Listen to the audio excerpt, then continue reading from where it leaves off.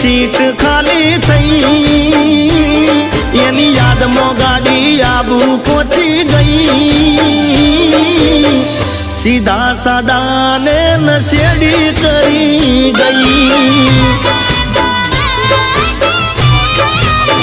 ઓ એના જીગા વગર